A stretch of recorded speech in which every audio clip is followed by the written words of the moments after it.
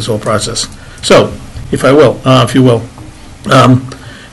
we've had a lot of conversations with folks about what a smaller school would cost, and that we could save lots of money by doing a smaller school. So I'm going to ask the two professionals who do this for a living come up and address that issue. Kent and Richard could come up, please. And they can explain it better than I can, and that's what they do for a living.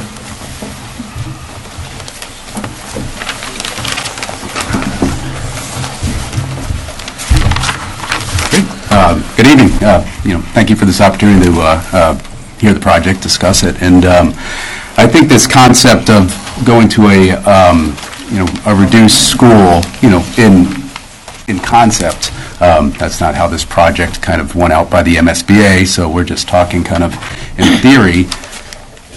It appears when you see a reduction of 200 students that that's going to be a big bite at the apple. But when you look at the educational program, and hearing from the superintendent, the program that you deliver now has a lot of components that are unique to Nauset, and that's what this educational plan that's been established touches upon. The culinary arts, the metalworks, the woodworking, the robust auditorium music program. When you look at the core spaces, cafeteria, media center, the gymnasium, auditorium, those spaces are not necessarily going to reduce, because that's what you have as the kit of parts already with this plan.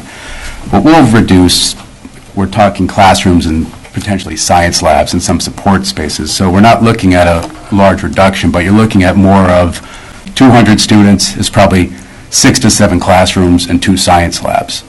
And, Richard, you can come in at any time, but if we look at what the value of those spaces are, we're probably in the range of, 7,000 square feet and potentially, $6 to $7 million if you look at that. But that's without studying this concept.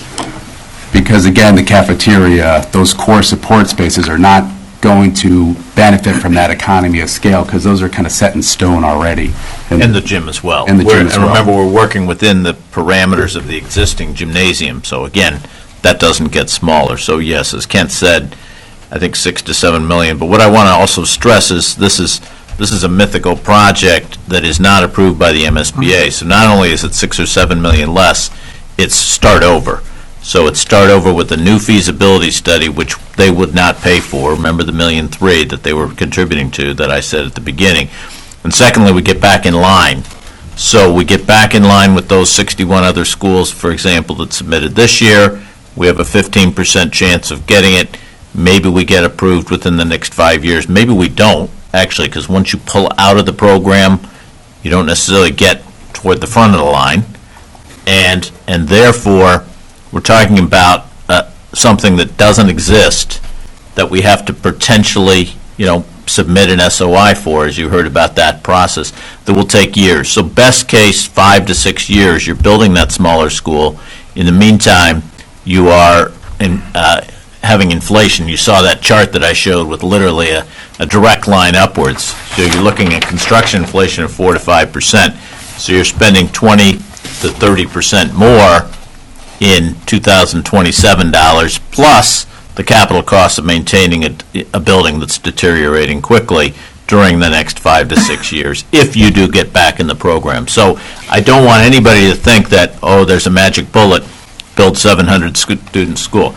That will not work under the current. We can't just go back to the MSBA and say, you know what, we've changed our mind. It doesn't work that way. You can't change your mind now. We are where we are.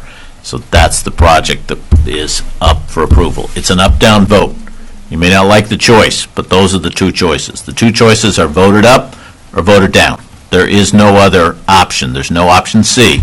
There's none of the above. It's yes or no.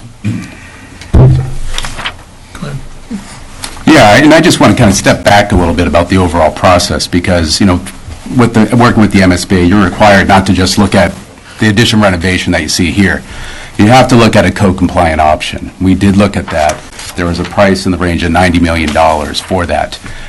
It does not meet state standards.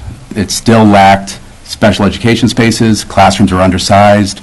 It did improve on some of the ADA components, but it did not meet the MSBA space standards. And again, on August 28th last year, the MSBA recognized that and realized that they want to support it. But they did support the option you see here. And new construction was also looked at, and that had a premium going $15 million more than what you see here. And, this project is a result where you had good bones to start with that was built in 1970. You had a good plan that was a blueprint that could be, expanded on, kind of reconfigured. So the base that you started with, this project, I think a lot of people were excited about. And I know the MSBA doesn't see a lot of these projects coming around, but the fact that you can retain over 50% of the existing campus, there's a cost savings there. And I think, the MSBA would like to see more projects take this role. Absolutely. I worked on the Salem High School and the Malden High School. That was a similar vintage with the concrete structure. They're candidates for this project. And I think through the study of the code-compliant option that didn't necessarily meet state standards, new construction, a variety of what you see here, there are a lot of tough decisions, but what you have here is a piece that meets the educational program, fits within MSBA guidelines, and really gets you kind of the most bang for your buck with reimbursement. And, now you have, by retaining 50% of this existing building, the roof, some windows, you have less truckloads on Route 6 going back and forth. This project can be expedited when you look at that level of detail. And so I think for the placement of where you are, this is the right path. And the MSBA on, 2 weeks, February 13th. will vote to hopefully approve the project. Greg? Yep.